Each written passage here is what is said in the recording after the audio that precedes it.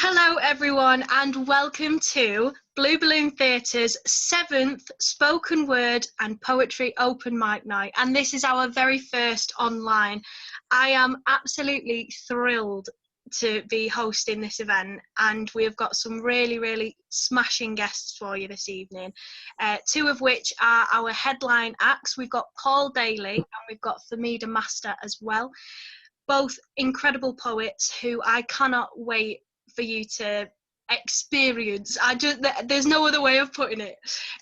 So without further ado, I am going to hand it over to Paul, our first act of the evening. Hello, Paul.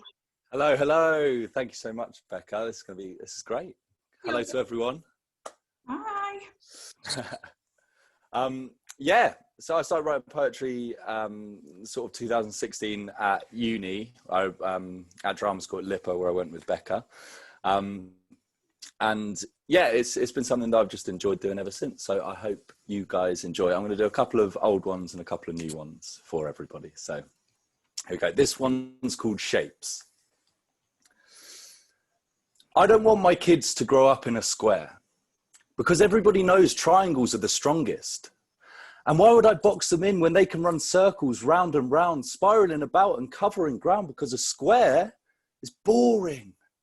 A square is just a shit rectangle, and a rectangle is just a square that had a growth spurt. Rhombus had the courage to think outside the box, but it didn't have the support or drive to push out its tail and fly like a kite. See, I don't want my kids to grow up in a square. I want them to be well-rounded, multi-sided shapes, because someday I will be polygon. And if I've limited my kids to 4 sides, I need to repent, ask God for my sins, for I have failed. To my son or daughter, hear this from me. I plan to lay out dots for you, to pray lots for you, to give you the knowledge and know-how to know what to do. I plan to fuel your fire with lead and ink so you can draw life in the sky, projecting your image on the world as you fly to the highest heights and keep on soaring, to join up those dots and keep fuel and fire roaring, to make shapes that people have not named yet, to experience people and places that don't know your name yet. So fly, be who you want to be, make shapes round your sides and live your life properly, because the world is round and you will be no square peg. Thank you. That's the first one. So that was one of the first poems I wrote way back when. So it's really nice to do it. It's one that comes out a lot. The next two I'm going to do, I have a love of haikus, and I wrote one which sort of covers a bit of 2020. It's very short and it sort of encompasses my feelings towards it. So this one. All the world's a stage, but the cast are missing and I forgot the plot. So that's one of my haikus for 2020. And the next one is a collection of haikus which make a poem. It's called My Mate's a Haiku. My mate's a haiku.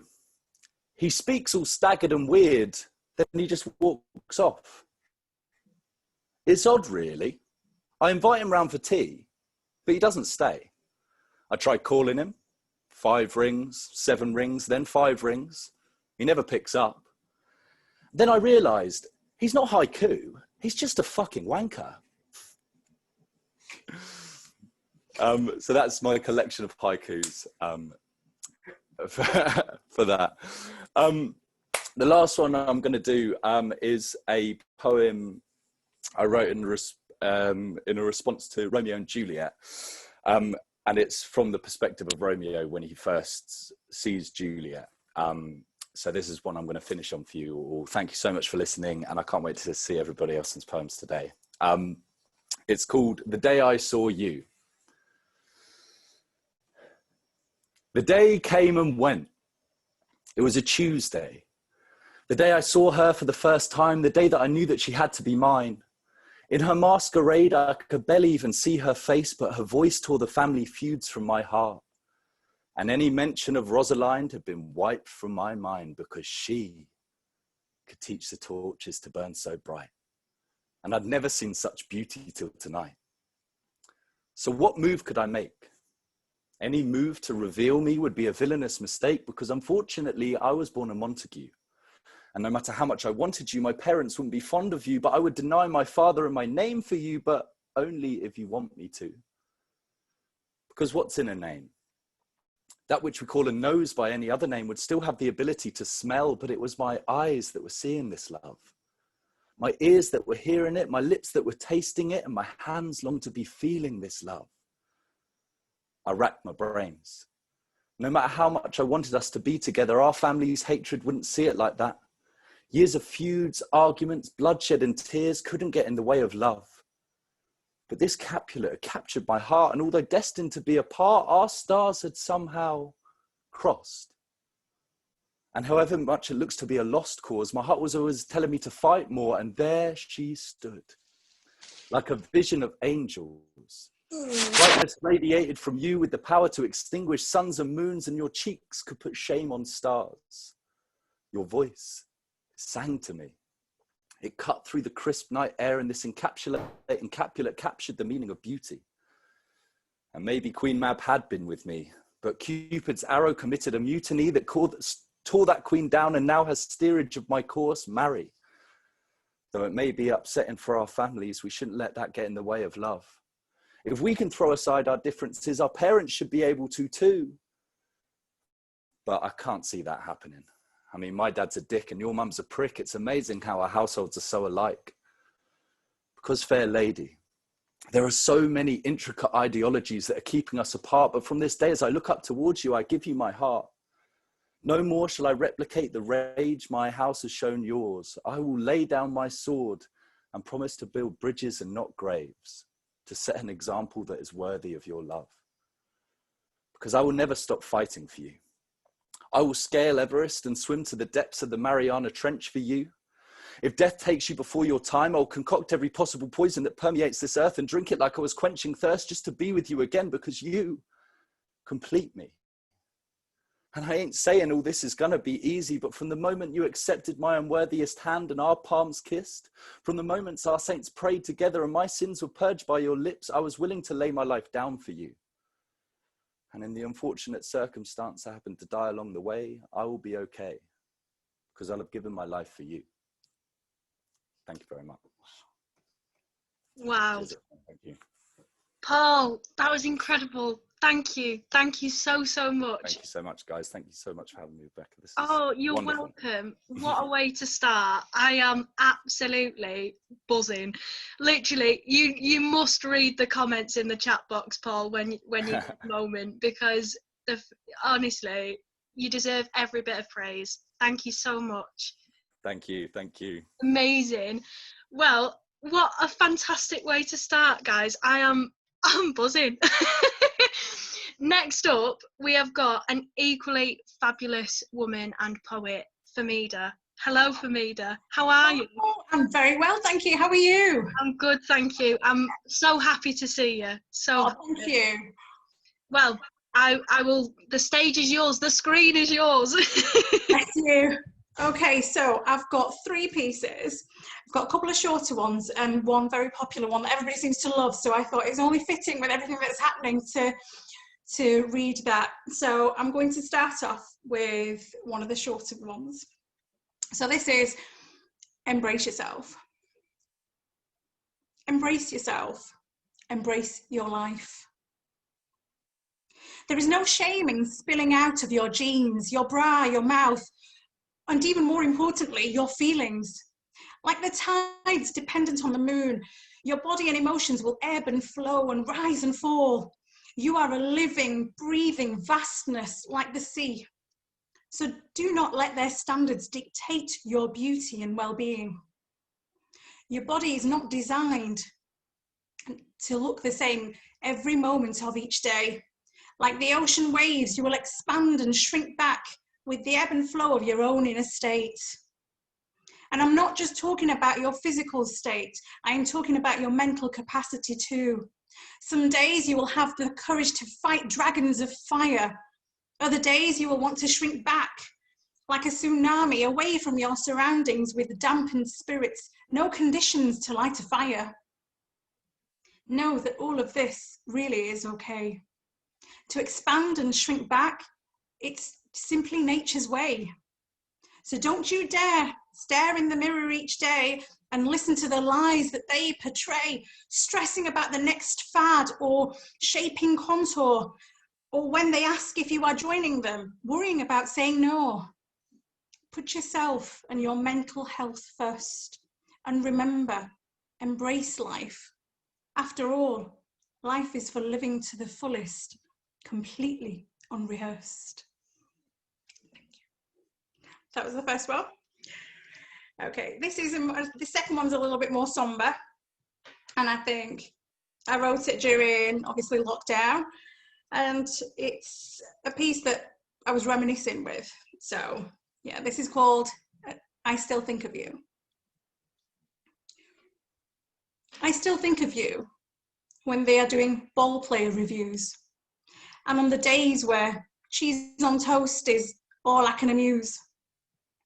I still think of you with your brown eyes full of hues when I visit the swans in my lonely muse.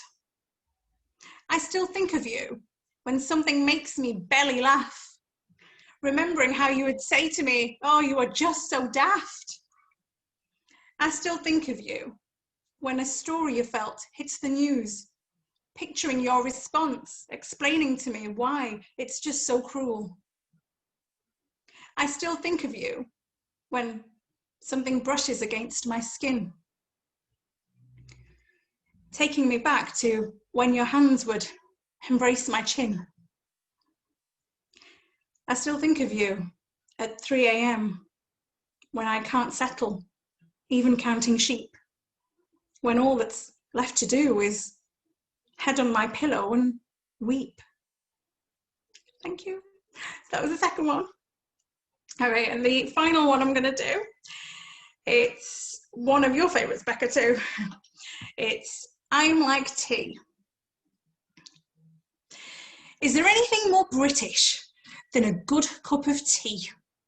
A drink that unifies our nation, yet can divide just as swiftly. With opinions and debates on what makes the perfect brew, the perfect colour, and how long to leave it to stew. With an array of flavours and choices on how best to drink and where. To dunk or not to dunk, our personal preferences unique, adding to our British flair.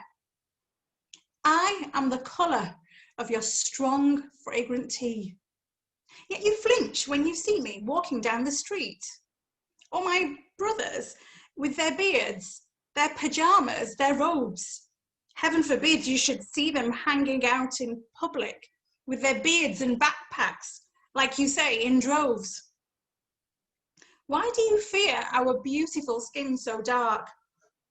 Is it because society told you that it's just European features that you consider art?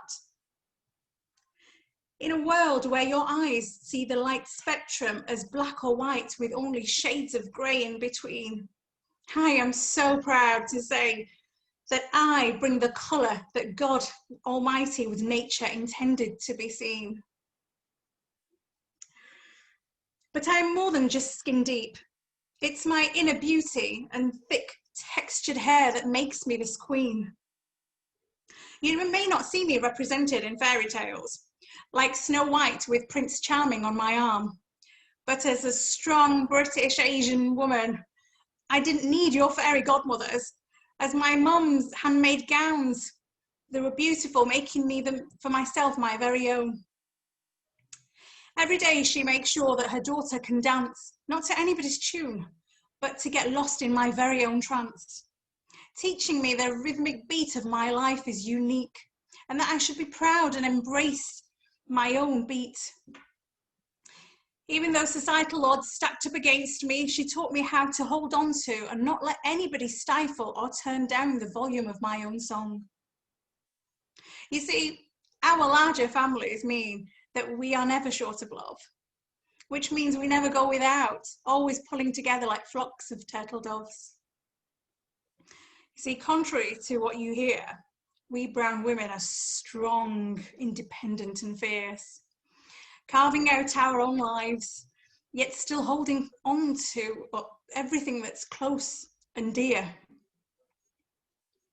You see, as Muslim women, we may not drink at the bar. However, you will instead find my sisters studying the bar. Yet still you laugh and mock, saying, oh, they all do the same thing. Either lawyers, taxi drivers, doctors, like it's a cliche or a stereotype for your large silver screen. When in reality, they carry out a service to us all, fighting injustice, saving lives, making sure you all get home safe after your pub crawl. You care for the media that wants you to be afraid of me. You listen to the powers that be who want you to hate me. But all of this is for their own gain. Don't you see? They really do not care for your pain.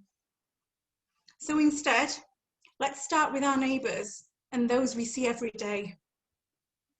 Extend a hand, put the kettle on, break barriers, let's make change. And please, for the love of God, don't ask me where I'm from. A town called Bolton, actually. I'm as British as they come. So now, when you see my veiled sisters crossing the street, or up in the sky, you see my brothers on your next seat, I hope you will remember these words and feel ease. Because let's face it, however we like our tea, at the end of the day, we all hurt and bleed the same way. Thank you. That was absolutely fantastic. You know how much I love that poem. It is just so powerful, and I think we've had some amazing comments about it as well. And you just, again, same as Paul, you deserve all the praise. Oh God, what a way to start the night. Thank you to both of our headline poets. You guys are wonderful. And now it's time to move on to the rest of our wonderful poets of the evening. First up, we've got the wonderful Janie. Janie's performed with us before. So where are you at, Janie? I can't actually see. Hi. Hi. Thank you. Thanks very much. It's been a while since I've performed. I think I've done one open mic during lockdown on Zoom because I had COVID in March and my lungs are not quite recovered yet. So my voice isn't quite 100%. Having to be gentle with my voice, which is a bit of a challenge if you know me. I'm not a quiet person, so I'll do my best anyway. So my first poem, I've got two short poems. My first one is about refugees and trying to imagine what it must be like to be one. And it's called Child of War. Sorry to be a bore, taking your attention from more entertaining sights than the plight of this child trapped in a war zone, trying to survive alone and afraid. Both his parents slaughtered in a bombing raid. Brutalised, going cold and numb to the mutilated bodies piled up, perhaps recruited as a child soldier. He might make it through to adulthood. But he'll never be the same, never see the world as safe and good again. Forgive my lack of insight if I can't comprehend why it's right to sell arms, but wrong to flee from harm, to be a refugee hoping to take your child to safety. But the only route you can see to freedom is the raging sea. When the night freezes, you keep her warm or she dies. And all you have to give is your own half-starved flesh. Those deep, loving eyes will make you weep as you wonder if they'll see another sunrise. Is it crazy to leap when your home is ablaze? When the only world you've ever known is razed to the ground? When your friends in your neighbourhood are blown to bits and your wife sits with your last remaining child to her breast and prays that your lives will not be next? There is no rest in this place, no respite, no calm. When that small, trusting face turns her gaze upon you, there is no peace. In the momentary ceasefire, just before the dawn, you must decide. Would you stay, or would you bundle her in blankets and run away? Thank you. Thanks very much. My second one's a bit more light-hearted. When Captain Marvel came out at the pictures, I went to see it and it really inspired me. So I wrote this. In case you've not seen it, Captain Marvel is a female superhero And in this film, I thought the way she was portrayed was quite refreshing compared to how female superheroes are normally portrayed in the films that I've seen before. There's one scene that I mentioned in the poem where she's standing outside some shops reading a paper. A guy pulls up on a motorbike, starts leering at her and give us a smile, darling, all the stuff you know well. And then it cuts to the next scene and she's riding off down the road on the bike without him. So, Captain Marvel, you are my hero, the one who really speaks for me. The first female hero of an action film to truly act as a lead autonomously. Dressed not in underwear, but actual clothes, the way the men are usually seen. You don't need to be told to control your rage. You won't allow it to be denied. You know exactly when and how to use it, never out of control or misapplied. Your righteous wrath is your superpower. You know it's time to fight for freedom. With compassion and insight, you direct your strength in defense of those in need. I see you in your flannel shirt and jeans, not a skirt in sight. You'll accept no less than equality, standing up to the patriarchal might. Strong women together in solidarity. Your best friend's a pilot too. You can tell she's your girlfriend, really. I've seen the way she looks at you. There are those who want to moderate your power. You've woken up to their manipulation. No longer broken by the charms of liars, you won't be blinded by infatuation, nor the predatory intent of a random stranger demanding a smile or a ride. Mister, it's not you she likes, it's your motorbike. You don't know the validation of representation if you've never had it in your life. Growing up with self-doubt and constant frustration, although you sense that this is not right, until you feel that empowerment for the very first time, released from gender-based limitations, and realise this sense of expansive space is what it's always been like for the guys. Thank you. Thanks very much. Absolutely smashing stuff, Janie. Thank I absolutely love that one. Oh, thanks. Thanks for having me. You're so welcome, and thank you, because I know that you've not been very well, and you did so well. Like, genuinely, thank you. That was fantastic. Look at these comments. Oh, I love it. You're so welcome. Thank you, Jane.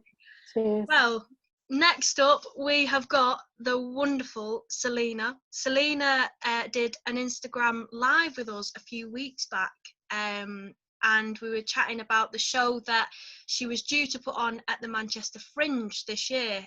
So, Selena, where are you at, girl? I'm here. Hello, there you are. Hello. How are you doing, my love? Yeah, I'm okay. Good. Yeah. Well, I will hand it over to you, my love. Okay, no worries. So I'm just going to do one poem called Broken Dream, but it's very long. So I thought best to leave it just at one. Yeah, I'll just get on with it.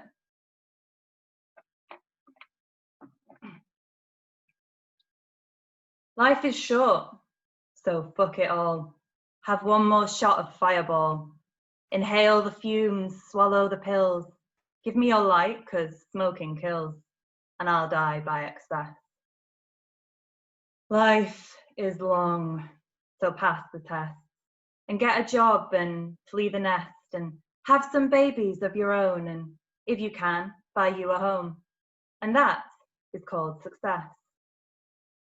But if I want what isn't seen, as society's living the dream, and if I think the world is too dark, maybe, for just myself, never mind a baby, then one glance at the news can cause distress. Depression and anxiety and mental health variety, minds deteriorating across society, slamming us with sobriety, but all we can see when we watch the news is death, destruction, debriety. So is it any wonder, when I get in, I say, fuck me, I need a gin. I need to watch a Marvel film and pretend I live in a super realm. I need to read a book with a happy end to escape reality all weekend, because real life is too much stress. Life is love, that's all you need. So Find your prince on his noble steed. And if you're his princess, tie the knot and honeymoon forever, because why not? You shouldn't settle for any less. But where is that Disney-fied heartthrob? Or is it that guy with the well-paid job? Who'll keep me coming for half a year, then say, soz babe, not looking for anything serious here. Yeah, probably not him. But maybe it's him, the intense one who says I'm fascinating. I'm perfect and beautiful. I leave him worshipping. But I can't be his girlfriend. How could I think such a thing? They say I'm sexy. They say I wear sexy clothes. But that's it. That's about as far as it goes. I'm worth just one screw, I've started to think, and all the men know it. They must be in sync. They can pull off my clothes when we're in bed, but never bother peeling off the layers inside of my head. They're done, and on to the next one instead. And the intimacy of my innermost thoughts are left undressed. Life is work. Get lost in your career. You can do anything in this whole stratosphere. Choose a path that you love so much, and you'll get paid for work that isn't work as such, and that will be the best. But no, not you. You're into art and dance and music. You need a fresh start. Oh, you want to be a writer? Don't make me laugh. Wait, you act? Then why don't I want your autograph? Only real careers make us impressed. Life is hard, and is it worth it? Are we making even Mother Earth quit? I sometimes feel I'm being ripped apart by the darkness in another's heart, and I wonder if it's me who's crazy or if everyone else's vision is hazy. And I wonder when people will hear the plea when the world is begging for TLC and you fine-tune to cries of skies and sea. You humans are literally breaking me. And you wonder why we're depressed. Life is hard. And the world is scary, full of terror, greed, and savagery. So many starve, crumble, and rust, while some sit in towers made of fucking stardust. But it's weird if we protest. Life is hard. It's really hard. Every part of it can leave you scarred, but I'm clinging to my broken dream, keeping my art alive in my bloodstream, learning to live for the strips of light, the moments where I think, yeah, life's all right. The tank of tar might call me back and fill my bones with that heavy black, but I always say the dawn will break to fill us with its orange ache and a warm glow in our chest. Life is hard and the world is scary, but it's full of beauty and sanctuary. For every evil deed I see, there's 50 good, maybe 53. But fuck the media, they won't tell you. They feed off that which makes you blue and makes all your buttons pressed. Life is hard, and is it worth it? Well, maybe, if you can rework it. Maybe if you make a change or just do you. Be true, be strange. Truth be told, I'm not always sure if it is worth living anymore. But I figure I may as well find out. See what each tomorrow is all about. Hope for a dawn that makes me fly and keep all the worthy moments close by. Coffee mornings and curry nights, dancing under pretty lights, tasting new corners of the air, laughing for all your faces were. The stage, the hands, the watchful eyes, skin on skin and butterflies. Stepping into exotic sights, embodying poets and playwrights. That person who brings you light and mirth, treating yourself to a big dessert. Theatrics that fill us with natural highs, bonfires on beaches and starry skies, the small things that add a little zest. Life is hard. It's really hard. Every part of it can leave you scarred. But I'm clinging to my broken dream. It's shattered, but it's my vaccine. I'm clinging to my broken dream. I'm clinging to my broken dream. And to one side, we'll leave the rest. Thank you. Wow. Oh my goodness. That journey, that was, Selena, that was fantastic. Thank you so much. Wow. I think everyone can agree that, yeah, Lisa, you're right. That was epic. Massive well done, Selena. Wow. Thank you. Incredible. Just in case anyone does want to know, when is your show on later this year? Sorry, I just muted myself too soon. Yeah, my show is on the 13th and 14th of November at the King's Arms. If anyone wants Amazing. Check it out, guys. I will be. Absolutely wonderful. Thank you, Selena. Wow.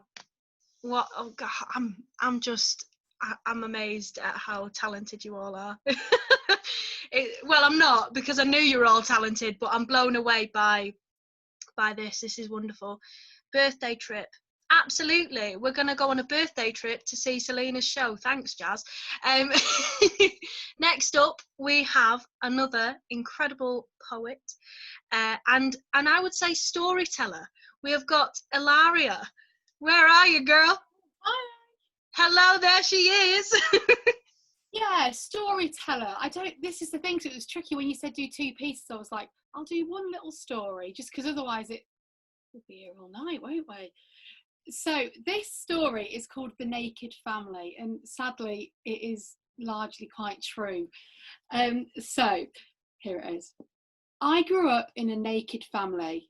I thought this was a normal thing. I remember one night I couldn't sleep.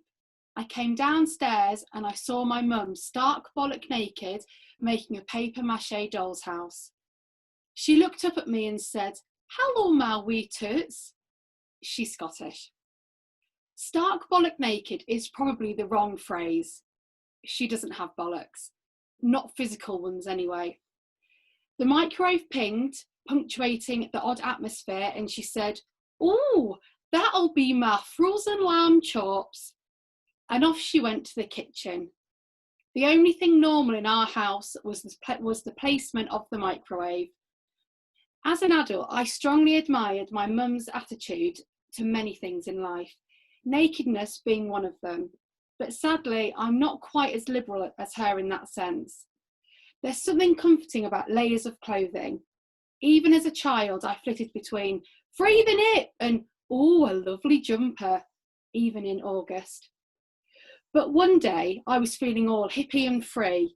In the safety of my childhood bedroom, the real me came out, but I wasn't alone. A young lad called Wayne cleaned everyone's windows in our village. I was convinced that I'd grow up to marry Wayne the window cleaner. Oh, the way he'd carry that bucket, overcharge the old ladies and whistle a tune as he made the windows sparkle. What a man, I'd think. But Wayne the window cleaner wasn't a man. Looking back, he was probably only about 15 at the height of my crush. He'd clean everybody's windows every couple of weeks, or whenever he could be bothered. We never knew when he'd pop by. I was in my bedroom dancing naked, and I caught Wayne's eyes just as Tragedy by Steps was ending and Agadoo by Black Lace was starting. The remix from Hell. I locked eyes with Wayne the window cleaner and panicked. I covered my nipples with the first thing that I could find.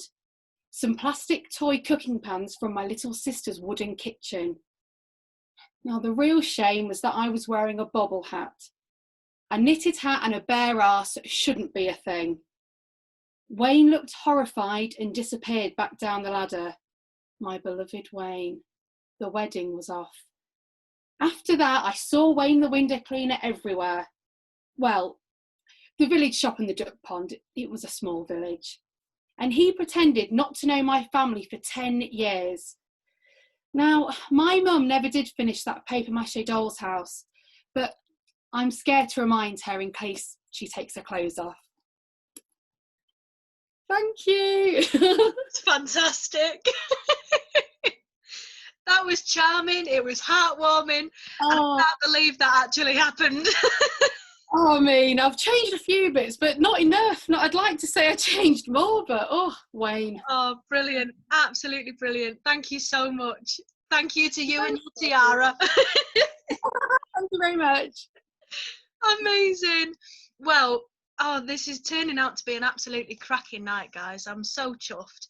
And next up, we've got a poet that we've never worked with before, but she was on our Instagram live last week.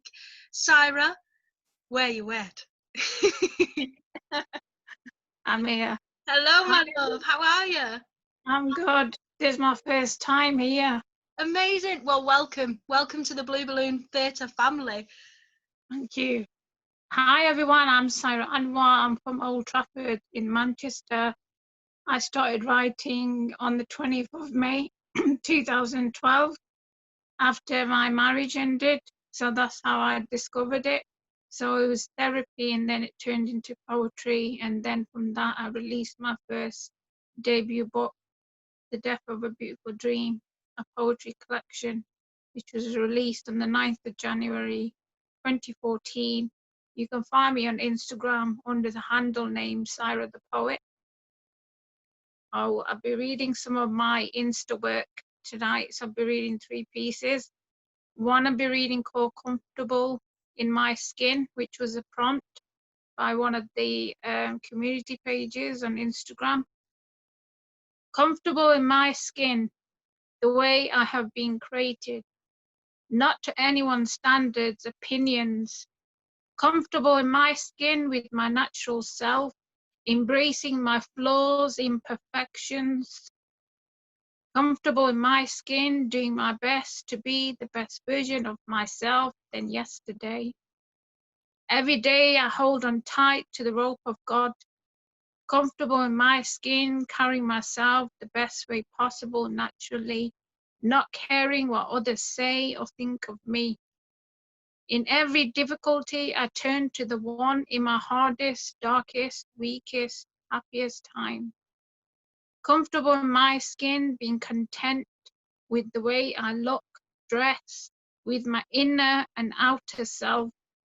Comfortable in my skin, walking with my head held high, with God by my side, always and forever, knowing He will bring the right ones my way to stay.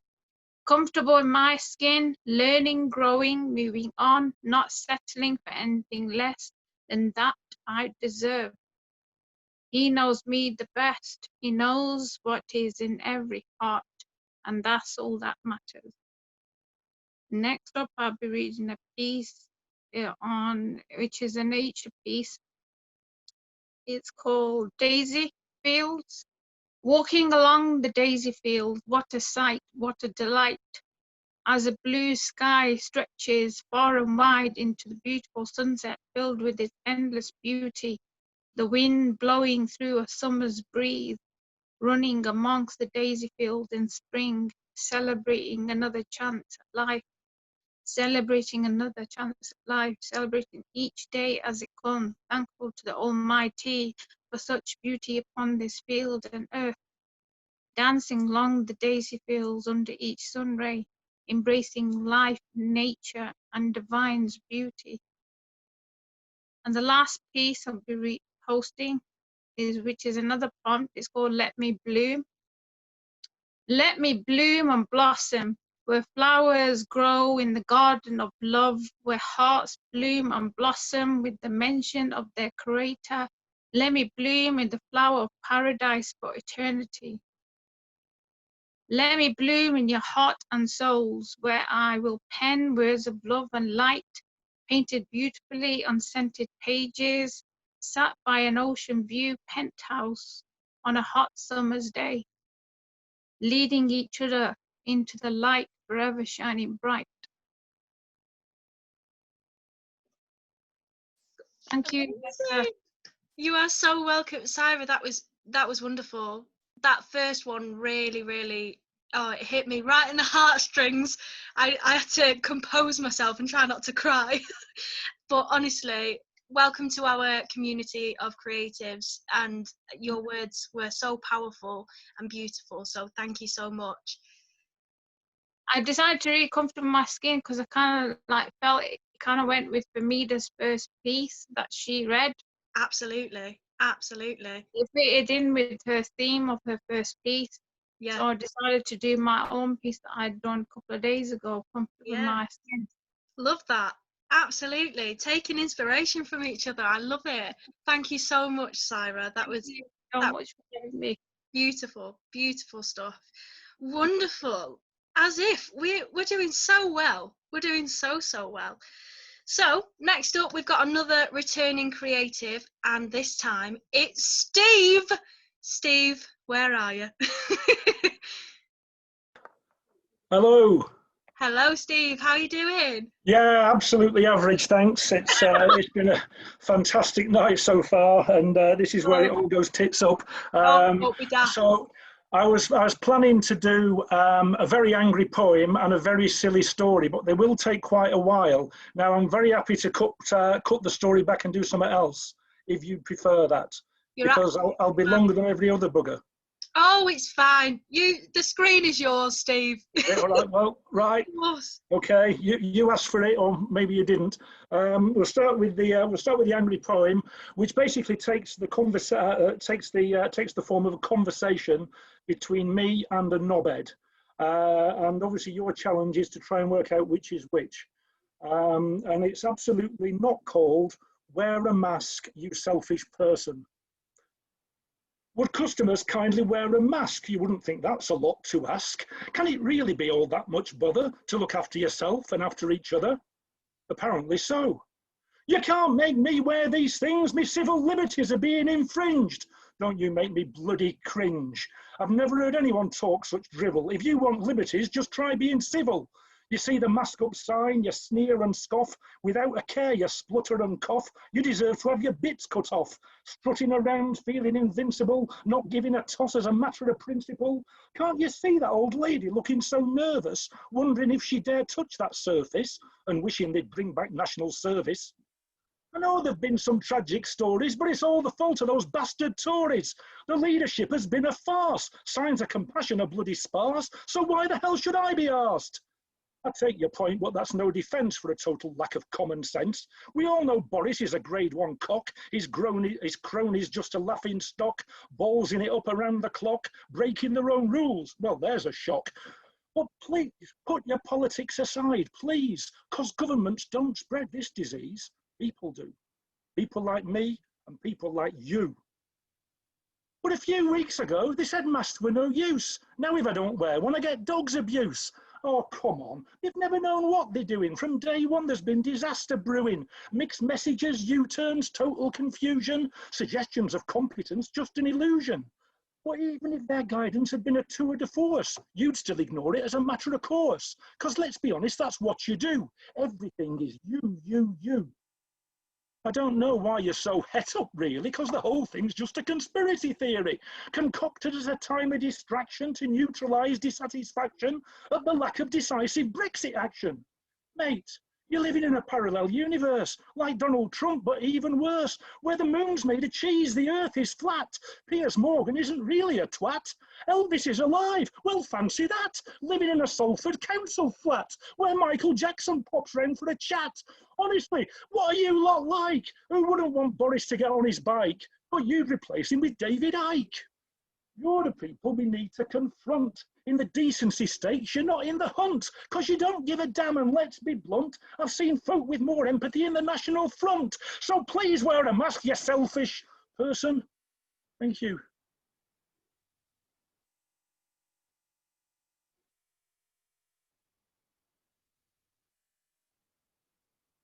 Brilliant, Steve. Absolutely brilliant. Thanks. Right, this next one, I have to apologise for people who've heard this story before. It is extremely absurd, but it is regrettably and totally the unadulterated truth, and is illustrative of a seriously misspent adulthood. And it's called Shaking All Over. 2 years into the new millennium, and I'm working in London for the world's largest purveyors of alcoholic beverages, where you get a monthly allowance to spend in the staff shop. You actually get paid in booze. How cool is that? And what's more, they've got their own bar in the basement, which is really swish and heavily subsidised. And every Friday evening, without fail, we make our way down there, passing beneath the sign which says, "Our firm promotes responsible drinking." And we make our way to the bar to consume our own body weight in gin and tonic. And by 8 o'clock, Everyone is totally banjaxed, and the room reverberates to a soundtrack of incoherent gibbering. And people who think they've become invisible are behaving inappropriately in the corner, and well-respected executives are falling off bar stools, lying on the floor, foaming at the mouth, but in a very responsible fashion. And every week I stagger and crawl my way up the stairs, out of the building, not knowing where I am. But that miraculous homing instinct always kicks in, and I manage to find my way home and spread eagle myself on the settee in time to watch the cult television program of the day, a Japanese gambling game show called Banzai, whose star attraction is a gloriously bonkers gentleman who goes by the name of Mr. Shake Hands Man, and his job is to accost celebrities, engage them in conversation, and try to shake their hand for as long as he possibly can. I like Mr. Shake Hands Man very much, so much so that I would actually like to be him. As a kid, I wanted to be a footballer or a rock star. Now, I want to be Mr. Shake Hands Man. A sad reflection on how life grinds you down, and year by year, your aspirations diminish in scale. But even then are still unrealistic, because I don't get to meet celebrities. But whilst I was nowhere near good enough to be a pro footballer, and I can't sing to save me life, I reckon I can shake hands just as well as the next man. And so begins my quest to prove it. I cut my handshaking teeth in the local supermarket with a delightful lady who's stacking the shelves. She starts laughing at me even as I approach her, which is not a reaction I normally get, but then, to preserve my anonymity, I am wearing a giant papier-mâché imitation Frank Sidebottom head, and you don't see too many of those in Tesco's. I manage a respectable 27 seconds, but the real Mr. Shake Hands Man would be absolutely disgusted, because the last 10 seconds are spent clinging ever more grimly to her hand as she tries desperately to extricate herself from my grip. I'm ashamed of myself. Distraction and charm are the weapons of the true shake hands artiste, not brute force. So I vow to refine my technique and practice with various random members of the general public, usually after having consumed copious amounts of company product. Another perk of my job is that I get invited to the occasional posh black tie dinner. These are marketed as being important networking events, but in fact, they're all just bloody great piss-ups and the chance to enjoy a free feed whilst talking about anything but work. Tonight is the annual dinner of the Association of Consulting Actuaries, a group of people who make accountants seem irresistibly exciting. No one in their right mind would want to go to this, other than sad bastards with no mates, no principles, no social life, and no shame. I accept immediately and arrive early to maximise the opportunity for pre-dinner drinking, which is essential if you are to endure the terrible ordeal of the guest speaker, who is usually a politician, and therefore by definition, a complete and utter cock. Tonight's star turn is Ken Livingstone, Red Ken, now Lord Mayor of London. And after we've finished us dinners and washed it down with a vat of wine, Ken gets to his feet, peers out at the army of pissed up number crunchers and thinks, fuck me, this lot look even more boring than those bastards in the House of Commons. An observation which can be filed in the category harsh but fair. Ken begins his sermon, but no one on our table cares even slightly what he's got to say, but we care very much how long he says it for. But because in accordance with tradition, we've all put a fiver in the pot and tried to guess the precise length of his speech, and whoever comes closest scoops the pool. Ken brings his monologue to a close at 21 minutes and 30 seconds. Most people are just relieved to see him sit down, but I'm especially pleased because I've won the sweepstake. But before I can even think about spending it, the curfew strikes. Time flies when you're absolutely rat-arsed. So we say goodbye to people whose names we will never remember and slowly make our way into the foyer, where lo and behold, Ken is holding court with his entourage of cronies. And given that he's just won me a few bob, the very least I can do is shake his hand. This is a man with an ego the size of a small planet. So the obvious tactic is to give it a bloody good massage. Mr. Livingston, may I congratulate you on that wonderful speech. That was truly inspirational. And that joke about John Major was bloody hilarious. And he smiles and says, thank you very much. Please call me Ken. And before we know where we are, 20 seconds are up. I must say, you looked ever so relaxed up there, Ken. But then I suppose you must do an awful lot of this kind of thing. And although I get another nice, polite response, I do detect a slight change in his facial expression as he twigs that I might have some kind of agenda. So I need to ask him a nice open question and keep him engaged and make the question a long one. So Ken, I've got to do a best man speech in a couple of weeks and I'm getting ever so nervous about it. I wonder if you've got any tips you can give me. And he says, not very much really, because his response is short and terse, and he's now looking at me as if I'm the bastard son of Margaret Thatcher, which I find rather unsettling, and it makes me pause fatally before I can ask my next question, giving him the opportunity he needs to say, will you please let go of my hand? Which I do immediately, to raucous cheers from my friends and the cry of 57 seconds. I'm rather disappointed not to get to the minute mark, which would have guaranteed me a place in the Shake Hands Hall of Fame. But in the absence of any evidence to the contrary, I can still go to bed at night secure in the knowledge that my status as the all-time Ken Livingstone handshaking world record holder remains intact, and it really doesn't get any better than that. Thank you. Amazing. I love that. You read that at our last open mic, didn't you? Well, maybe, yeah. I'm sorry if I did. I thought, yeah. No. It's because it rang a bell, and I remember enjoying it so much the last time. But I think I enjoyed it more this time because I sort of knew what was coming. It's just brilliant. Thank you so much, Steve. That was an absolute breath of fresh air. That was fantastic. Absolutely fantastic. Wonderful stuff. So our next act of the evening is the wonderful Lisa O'Hare. And Lisa actually did a featured poem for our birthday week, which was released on Monday. So if you haven't seen that already, do go and check that out on our YouTube channel. But Lisa, the screen is yours. Thank you. I've loved it so far tonight. Thank you, everyone. So I've got two poems to do, and my first one that I'm doing is called Identity. So my surname's O'Hare, so my parents are Irish. I grew up in North Wales, and I've spent all my adult life in the northwest of England. So this is a tribute to everywhere that has made me.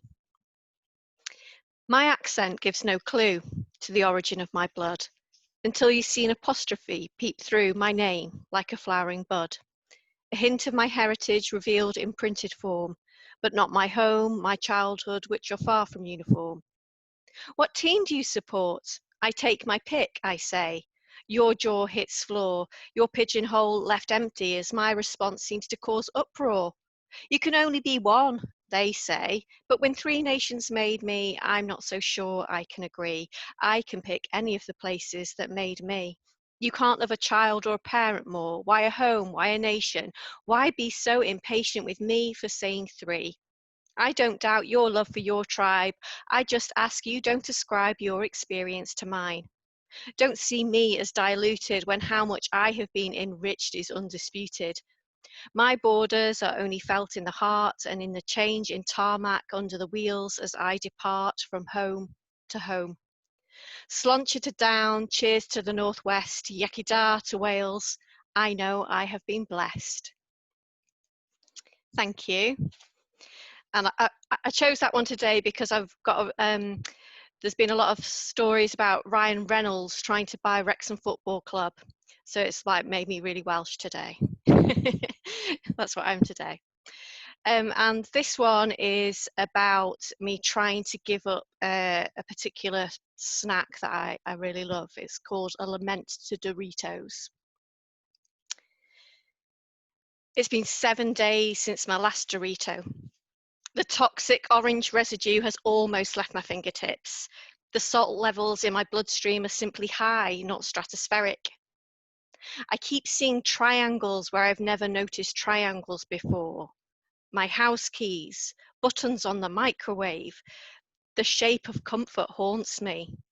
Toblerones trigger me, but they are not a Dorito, and I know this. I cannot reach inside those and immediately shove several into my mouth at once. If I had to unwrap each Dorito, though, the attraction would wear off. Doritos have probably heard that the planet's burning, so they don't do that. They know how to lure me back, though. Like Craig David said, a lot can change in 7 days, so I put the bag in the bin on Tuesday. I walked past the crisp aisle on Wednesday, and on Thursday and Friday and Saturday, I chilled on Sunday. I ate my last one last Monday. It's been 7 days since my last Dorito, and it's not a big deal. It's fine. I'm fine. Thank you. I have never related more. That was amazing, Lisa. Amazing. Thank you so much. Jazz said she misses the blue Doritos. That's because she's now vegan and can't have them. For me, it's chili heat wave. They're my favourite. Anyway, oh, Louise is coming back in. There we go. Wonderful. Well, I can't believe it, guys, but we've actually reached the last act of the evening. Oh my God, I'm a bit sad, but I'm also buzzing because this has been an absolutely amazing evening of pure talent. So without further ado, our last act of the evening is Rich. Where are you, Rich?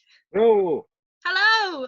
Thank you so much again for joining us at the very last second. Rich answered my message at about 6 o'clock this evening when one of our poets dropped out. So the screen is yours, Rich. Thank you very much. I'm a poet of extreme gormlessness, just to warn you. That's what I specialise in. And this first poem is based on the northern sweary expression bloody Nora, which to me sounds like an old lady who's become a serial killer. And I've combined that with the idea of the knit nurses from school, Knitty Nora the Bug Explorer, as we used to call them in the old days. So this is the Ballad of Bloody Nora. Nasty notions nag within the noggin of old knit nurse Nora. After 50 years of scalp surveillance, she could stand no more. Her sanity was slowly stolen by insomnia. Her husband was a snorer. Criminally insane would be the best description for her. For decades, the kid's knit discomfort really got a goat. But now the goat's been sacrificed. She's flipped and slit its throat. She doesn't blame the children, gives discreet shampoo, no shame. It's crystal clear in Nora's eyes, the parents are to blame. With her meat cleaver in hand, she now begins her killing spree. You filthy gits have all got nits as far as I can see. See her bulging egg-eyed glare, she's deadly as a rabid stoat. Nora's knit cure is simple, cuts your hair off at the throat. Her rampage knows no limits as she tears across the nation. Septuagenarian serial killer seeks to spread decapitation. From town to town she travels in her mobile home, a Torah. She's still at large, pray you don't face the blade of bloody Nora. Thank you. I've actually just had my first book published, which is called Gormless. And I work with an artist and she's drawn Bloody Nora. That's her. I'm giving a donation to the ME Association for every copy that I sell. I've got ME, which I wouldn't recommend, and that's Bloody Nora anyway. There's no drawing for this next poem. It's rather vulgar, I do apologise. I'm going to introduce you to an old word which is a Scottish word for sexual intercourse, and it's called hochmagandi. Now, basically, the poet Rabbie Burns used to use that, and you've heard of 50 Shades of Grey. This is 7 shades of hochmagandi, and do feel free at the end of each verse to shout hochmagandi in a Scottish accent if you should feel the need. Okay, 7 shades of hochmagandi. Number 1, the bargain basement BG. Come and join me by the fireside, dear. Let's have a glass of brandy, and if the fancy takes you, there'll be time for hochmagandi. Number 2, there's life in the old dog yet. I'm 93 years old, and though my legs are bowed and bandy, With Viagra and a splint, I can still manage Huck McGandy. Number 3, one sniff of the barmaid's apron. I cannot take me drink. I'm off me tits on half a shandy. Gives me brewer's droop, leaves me incapable of Huck McGandy. Number 4, in every nook and cranny. If you get married on a nudist beach, you'll get all sandy. You'd better have a shower before attempting Huck McGandy. Number 5, that Manilow magic. Barry Manilow sang songs about ladies with names like Mandy. Mandy was nice, but as for that woman in his 1981 hit single Bermuda Triangle, oh, she was a wrong un. Buggered off with another man right in front of poor Barry, broke his heart, and all because she couldn't control her insatiable desire for Huck McGandy. Number 6, fringe benefits. Morgan Freeman was a chauffeur for Miss Daisy, Jessica Tandy. She didn't pay his wage in cash, she paid in Huck McGandy. Number 7, you'll have to get out of the habit. I've been a celibate monk for 50 years. I'm still randy. Oh, bollocks to the monastery. It's time for Huck McGandy. Now, one final word of warning. Chastity is fine and dandy, but the human race would not exist if not for Huck McGandy. Thank you. Oh my goodness. That was a spectacular way to end the evening. That was amazing. Amazing. Thank you so much, Rich. Oh, wow. Oh my goodness me.